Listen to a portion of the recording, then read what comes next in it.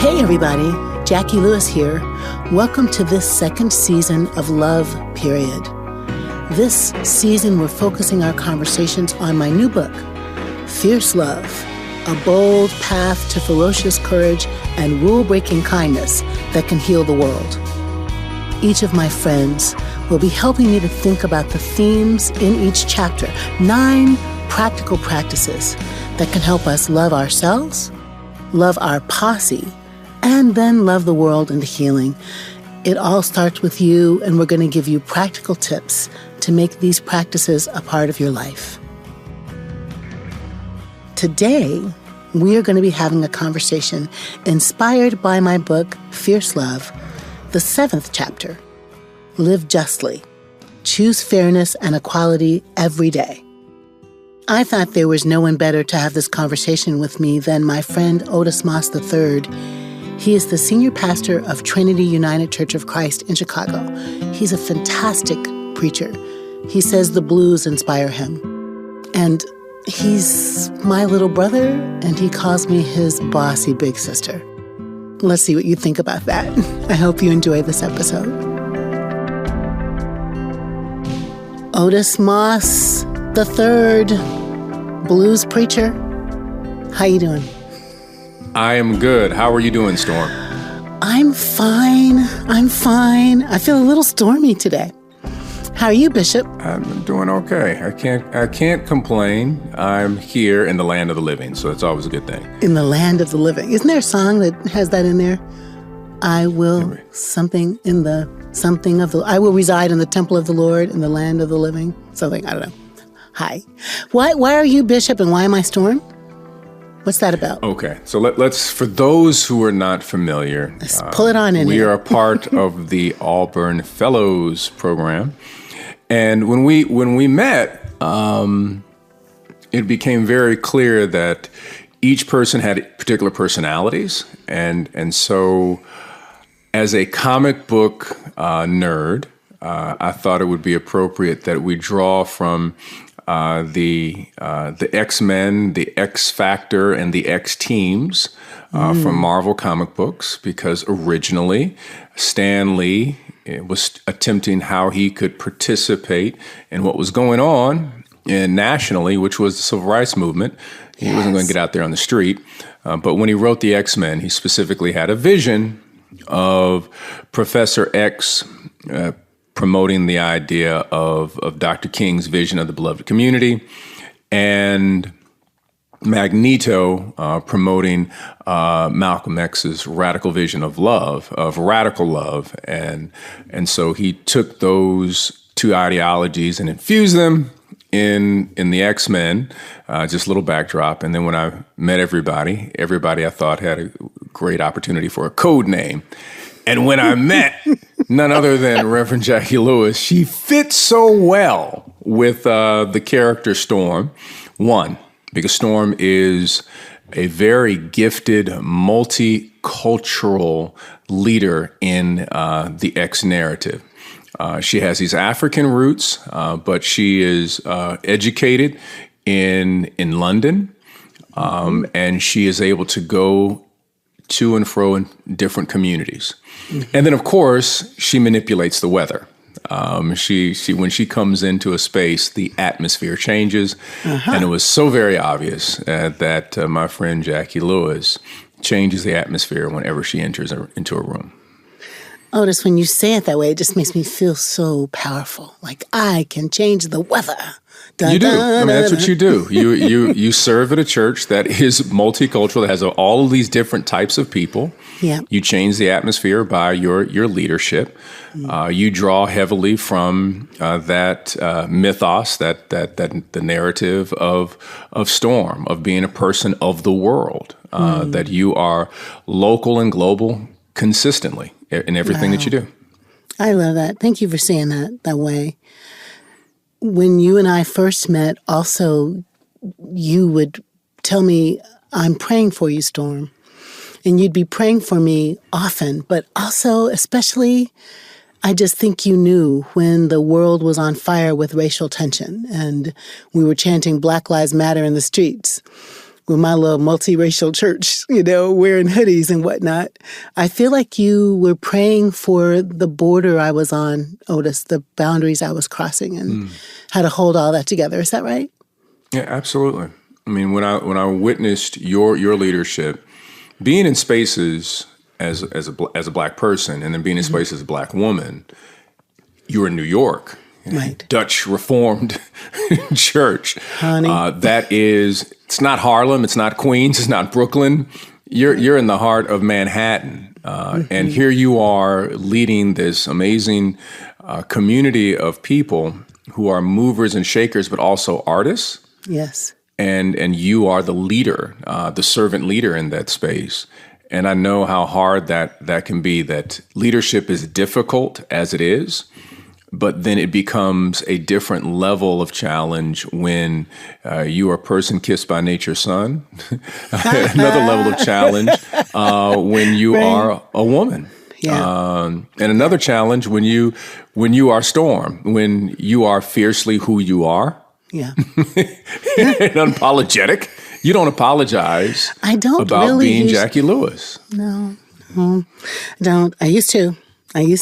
But I don't can't apologize anymore. for that. No, you can't. I have just really treasured that from you, the phone calls of just how's it going. And honestly, Otis, feeling like we're in this movement together, and that our particularities, yours, comic book nerd by self-admission, but also poet, writer, excellent preacher. I've used your preaching tapes in teaching preaching classes all my little teaching career before I knew you. I apologize for whatever the students heard. No. So good. Just multivocal yourself, Otis, is kind of where I'm going. You are a younger than me, we're still 40-something, right? Is that true? No, I've crossed the threshold. You crossed over the come on, baby. Come on over to the light side, post 50. But you're poetic, jazz-infused, culturally rich, biblically relevant, justice, badassery makes you a certain kind of weather changer and a certain kind of border crosser. How does that feel to you when I say that? Do you think of yourself as a person that straddles borders? You who are Black preaching royalty, Not even close. Just That's very get kind. that in there. I appreciate that very much. That sisters are usually prone to hyperbole. And so I appreciate my sister with her hyperbole. But, I kind of see myself in many ways as nomadic. That's good. That a nomad denominationally, a nomad theologically. And this is why, because of the tradition that I came out of. I come out of the heart of the Black church tradition. I come out of the heart of the Black church freedom tradition. Yep. And when I grew up, I thought every single church was about social justice. I just assumed that. And I just thought there were just two churches. There were some, white people went to, and the ones that Black folk went to, But they were all about social justice. Well, the white church wasn't. The white church was just kind of, they sang songs about, the whispering meadows and how nice Jesus is. And I thought the Black church was like, let's get down and grimy and figure this thing out, Right. Until I went to college, I realized, I said, there are all these denominations, because out of my tradition, because my parents were from the Civil Rights Movement, and they met there, so all of their friends and colleagues preached at the church, and they were different denominations. Right. So I assumed if you were Pentecostal, you were justice-centered. If you're Episcopalian, you were justice-centered. If you're Congregational, you were justice-centered. So on and so on. And then they had relationships with people who were Muslim and who were Jewish, who were Hindu. So I just assumed that you were to gather ecumenically and interfaith, and you have to fight against, in the words of Public Enemy, you have to fight the power. Right. That's just the way, as a kid, I grew up. And so I go to college, and there are all these people who are like, oh, no, we have the truth. No, we're better than you. Oh, no, you're... I was like, who are you people? I was like, where did you come from? So I felt like a nomad. You know, that I was, wait a minute, you know, my tradition is a very small tradition. I thought it was the majority, and I've come to find out that I was in the minority. And that was a real interesting wake-up call for me, because I'd never had a conversation with someone who was Southern Baptist and Black. I had a conversation with people whose church might have been founded in the Southern Baptist tradition, but they didn't follow Southern Baptist doctrine. Right. They just said historically we're Southern Baptists, but we don't, we don't think much of them. But then all of a sudden I'm running into people who really have a deep connection to the denomination and who were Black. And it was eye-opening. And I had to, put some of my, prejudice and check it, because I was like, wait a minute, you Southern Baptist and you're Black? Is there such a thing? Yeah. Right? Yeah, I said, you can be from the South and be Baptist and be Black, but you hold on to the tradition, that I said, didn't they put us, they wanted to keep slavery, right? But anyway, that was just kind of me. Well, not just you, that would be me too.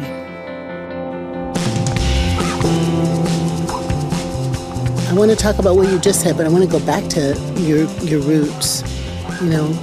Your dad, you and your dad, you did a beautiful movie this last year about your dad, your granddad voting. It's not difficult to make the connection between you and your dad, but everyone doesn't know that your dad is a movement builder, freedom riding brother, Tell me a little bit about what's at the heart of your theology, Otis, that comes from your experience as a boy growing up in your house with your mom and your dad and all the things that they experienced, right? Like, what part of their story is inside your soul? Well, I think the fundamental theological framework that I witnessed was this idea of love and struggle. My father preached on that consistently. The greatest commandment was central to his theology. He was out of that Black Southern faith tradition that believed that there is struggle, that you have to engage struggle in everything. It's not just struggle against systems, that a seed bursting from the ground must struggle. A bird coming out of an egg must struggle. That to become a butterfly, you've got to press your way out of the chrysalis.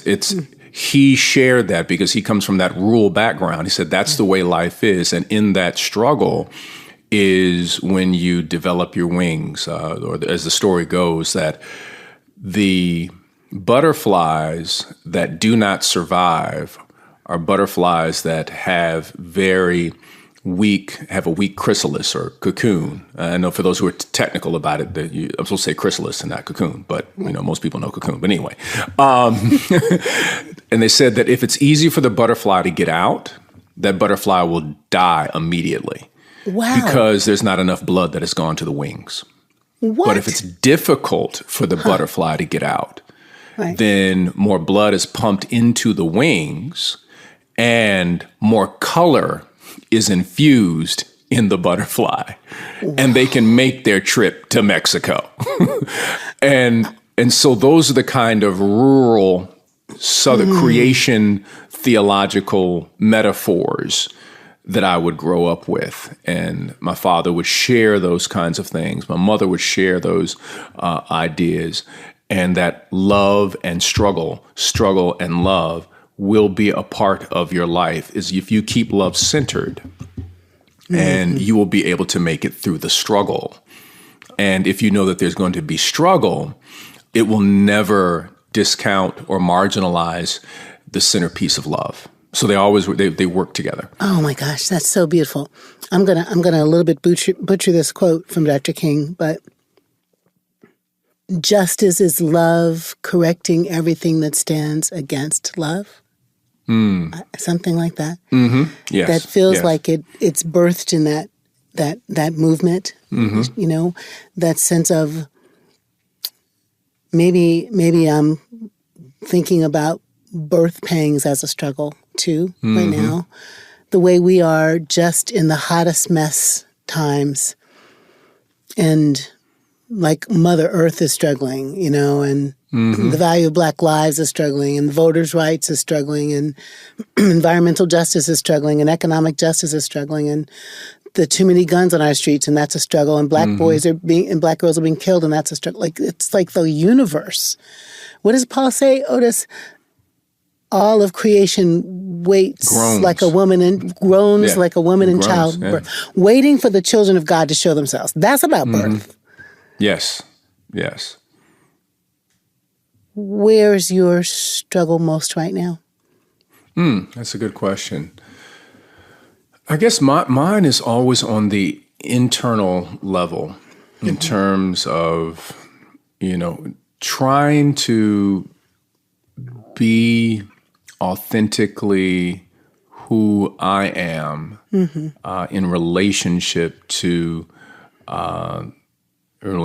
God. I think that's a daily struggle, because as Tillich talks about, ultimate concern, that our culture will present idols that mask themselves as an ultimate concern. And in ministry, in any form of leadership, you're going to think that your schedule and your timetables and all these things are important, and they're not. And you got to keep reminding yourself that struggle for authenticity and who you are. You got to fight with every day so that you are not set off track. It's an interesting kind of thing that someone was sharing with me about maps, about longitude and latitude. And they said that if you're a few steps off, walking, 10 feet, walking 100 feet, you'll reach your destination. Right. If you're 1 or 2 degrees off trying to go to another continent, you won't make it. That's right. He said you've got to be exact. When the long haul, the small steps that are off can affect where you will end up. Yes. So you've always got to check your compass. Oh, this is and I think that's moment. what I struggle with all the time. It's like I got to keep checking my compass to see if you are heading where you authentically should head, being called where you authentically are called, to see what the end's going to be. I'm taking it one step further. And people will tell you where you're supposed to be called and what you're supposed to be doing. And you may not, that may not be your piece. I'm pretty sure you experience that all the time. We need you here. You're Jacqui Lewis. You need to do this. You represent this group. And it may not be authentically what you've been called to do, nor can you be most effective when you are living in the shadow of someone else's desire for you and not what God demands and desires for you. Well, that resonates. I feel like you know me enough to know with my weather changing behind that I will run into every fire, into every storm, into every moment. And sometimes I'm not so good at, that's just not mine. Someone else could do that part and I should just go over here. I'm really not that great at that. I think you know. How do you, in a world that is calling out for prophetic voices, Otis, around justice issues, fixing the world, healing the world, tikkun olam, what's your practice? Do you have a practice of how you listen to what God is saying? How do you get there? Yeah, mine has always been I'm very much a Thurmanite, Howard Thurman. For those who are listening, I'm a huge Thurman fan and disciple of Thurman's techniques. And because I went to Morehouse and because of my father and my mother, they were highly influenced by, both of them were influenced by Howard Thurman. So the idea of being quiet, silence, and music becomes very important to me to find those spaces and rhythms. And then in prayer, to hear that unique voice, and it's very much a whisper that you're trying to listen to all of your days, and sometimes you don't get it, and sometimes you think you get it, and Right. and then there's a lot of times it's just silent. I mean, just be just real, but you stick to it. And so the practice of the time to be quiet, pray, and be in spaces to listen to music, usually without lyrics. Music, the sounds of piano and bass, and the sounds of violin, and hearing people who are digging very deeply into their spirit to create sound, which cannot be completely articulated with the vocabulary, that help you connect, for me, with the sacred, with God. And then just going back to the very basic practices of scripture and prayer in those spaces become very, very important for me. Very important for me. I'm so glad to know that.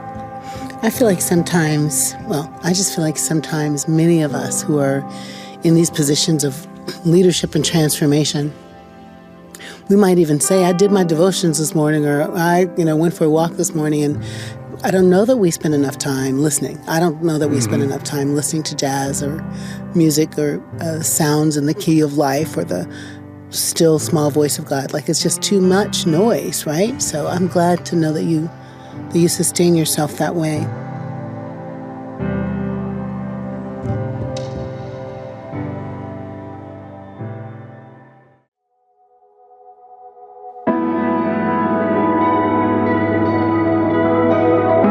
You are a dad and you are a son, and you just became an intergenerational house recently.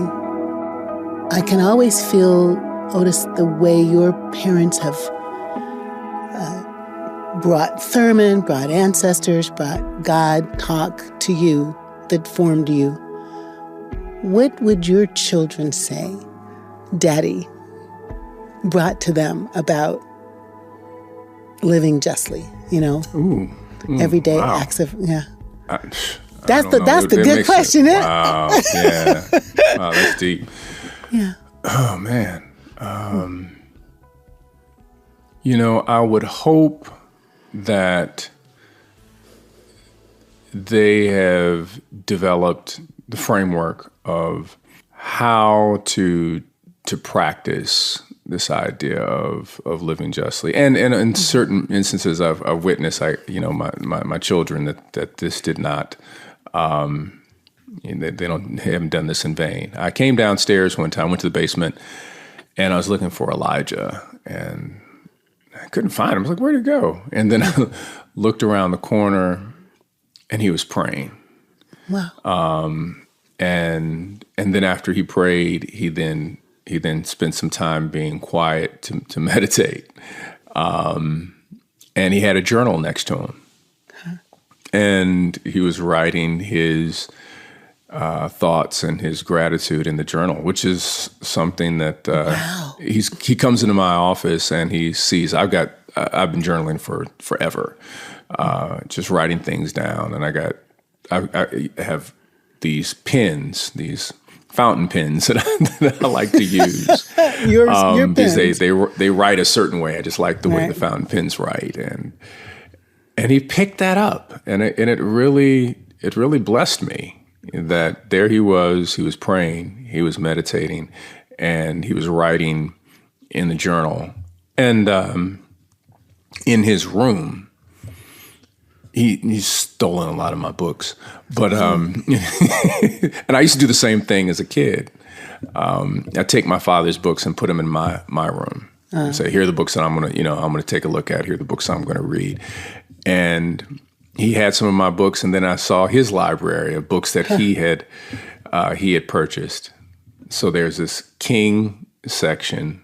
Oh. There's this Robert F. Kennedy section. Wow. There's a JFK section, and then he's in theater arts. So there are all of these pieces in and around theater arts, and then he calls me. He's at Morehouse now. Then he calls me the other day, and he says, "Dad, man, I just read this sister by the name of Bell Hooks. You ever heard of Bell Hooks? And I fell out laughing. I said, yeah, she's bad. She said, she's bad. She's bad. Oh, Dad, this is amazing. I've never read anything like that. And then this other sister, Octavia Butler, you know, she's like, yeah, I do. You know, yes. But what was interesting, I had the same reaction. Yeah. When I was in college. Yeah, right. And so it's just been interesting to see, and then to watch my daughter as she's in her senior year, as she has now integrated the practices of music and needing her silence. And she's an artiste, you know, she's the artistic one in our family, where she has now infused by, I really like this Kende Wiley pop, you know, that this guy can really, really do it. I like his style, and break down, you know, the process of what it takes to do something artistically, and that becomes a form of practice for her. So, you know, it just seems. I'm really excited for our children, for the possibilities. Elijah, he's in college. He'll soon be out, very soon.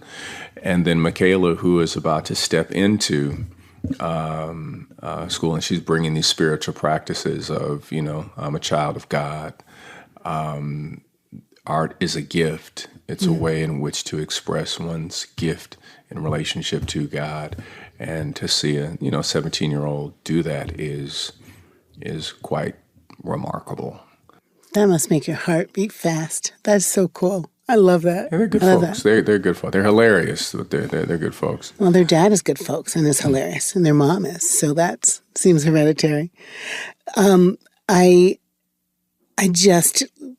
This quote, King quote, is coming back in my brain better. Power at its best is love implementing the demands of justice, and justice at its best is power correcting everything that stands against love. Seems like you're young. Isn't that beautiful? I'm like, I don't think we know that one as well as I have a dream. But that's hot. That's really beautiful. Hot. Yeah, that feels very Gandhi back here. Otis, when I was young, there was like nothing better in the world than watching my mother, whatever she was doing. Mm-hmm. Sitting on those pink. Did your mother have pink, fluffy? 10 years might have saved you from this, the difference in our ages. But everything in my mama's bathrooms forever were always pink, like Pepto-Bismol pink. So those fluffy toilet seat things, you know, shaggy. Oh, my God. And then the one on the floor, and then the one on, oh, my God. So, but I would just sit there and perch and watch her take Dixie peach powder that was too light for her, but rub it in and it smelled good. Like I watched her get the lipstick just right and press the tissue, make the biscuits, you know, throw down on some pot roast with that gravy with the roux, fry the chicken and drip it. I just studied her. And as I was writing the book, the thing I was remembering most about studying her also was watching her, how she watched the world. So and so you talk about Kennedy and stuff, that brings back me watching her watch Kennedy's funeral and John salute. Like I'm just old enough to remember we all watched Robert Kennedy killed. Like he walks off the stage, right, and gets shot back there, and the football player that kind of tries to save him and all those stories. And so I do think that there's something about the way our children watch us, our grandchildren watching us, Joel watching John, me watching my mom, that sets up something in you about what is just, what is good, what is fair, right? What is love? What is life? What is the world supposed to look like? And I'm wondering about all this junk in the world about critical race theory. And these parents and these teachers who don't want their children to know these stories, to learn these stories, to learn how to watch the world, Otis, through the eyes of the other, through the story of America, through the, right? You feel me? Like through the truth of racial injustice in America, right? What kinds of children are we going to raise if they don't get to watch their parents do justice or talk about justice or name what's unjust. Are you worried about this at all? Is this my worry? No, I'm very much worried about the civility within our society, number one. And I'm also worried about our children bowing down to myths of kind of white supremacist ideology. And thinking that the world revolves around a particular community. Right. And nothing else. Right smack dab in the middle of Christianity is that myth. Yeah.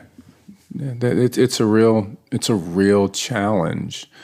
And I worry about how social media has increased our knowledge but decreased our wisdom. And that is what I've witnessed with social media.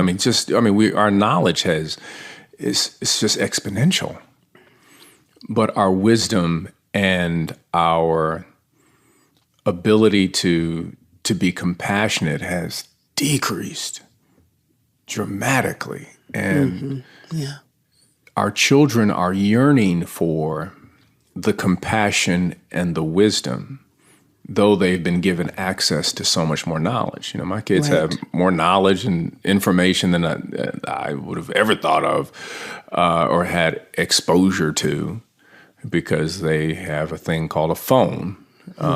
They can Google anything. That we've turned that into a noun and an adverb at the same time. Google it and Google. And it's dangerous. It just really is dangerous to develop a generation of knowledgeable people that do not have wisdom. They do not have compassion. They do not have the ability to say no.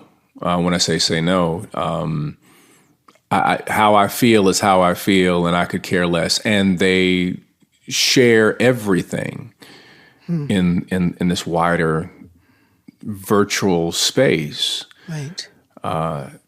And connection and human contact and conversation, or cooking food and sitting down and having a meal, which was more than sitting down with a meal, but it's also learning values, mores in the process. Right, so if I sit down at a meal, I learn how to talk and engage with Right. someone. I learn when someone pauses. I learn how to assist an elder when they're getting out of a chair. Right. Just simple, basic things. I learned that if I get some food on me, I learn what to do about that. I learn the story of the food and why we eat this on this day. Right. Culture. We're losing Right. a lot Culture of and that. history. Yeah. Yeah, and that's how that's how you really create human beings is people who are in the midst of ritual and community Right. and sharing of story. No, that's right.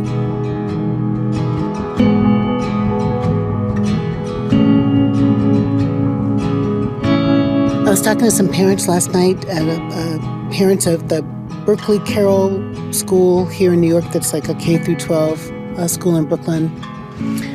And, talking to them about this idea of, you say, wisdom, I'm going to go honor, compassion, the codes, the ethics, right? That we teach at the table, that we teach in the laboratory, that's our house. Or in the basement shooting pool, whatever, or at church, right? And how we're missing that because there is a wider, flatter, anonymous communication happening as opposed to deep, personal. Yes. Daddy said that, and my grandpa used to say, or my big mama used to say type storytelling. So maybe we're at the power of stories to teach children what's important, so adults know what's important, and it's generational, right? Mm-hmm. So we were saying that to the parents. How do they be revolutionary in their self-love so they can be revolutionary in setting a table, literally, to raise these children who love? You have a big church with lots of kids. What are you teaching your parents about how to raise justice in their children, how to raise compassion in their children, right? Raise fierce love in their children. Well, we've tried to create a curriculum. I have to say, we lost our children youth minister just recently. He got a new job, and we're so excited for him. He's now at Harvard. Okay. It's like, hey, we'll take that. Harvard got him. But he did such an extraordinary job of creating a curriculum. His name is Reverend Calvin Jones, where they designed especially during the pandemic, a television show, a YouTube show for our kids that shared similar to what you would see like on Sesame Street. Yeah. This is what compassion is. This is how you deal with your elders. This is what taking a turn means. This is what, when someone is experiencing exclusion, how do you operate? Teaching early patterns of justice. Mm-hmm. It was our youth hour, and sharing those stories, and it was a hit. I mean, it was a huge hit with our families because it was just a great way to for kids to learn some basic things. Is it public? Can people find it? Oh yeah, you can go on YouTube and check it out. Okay.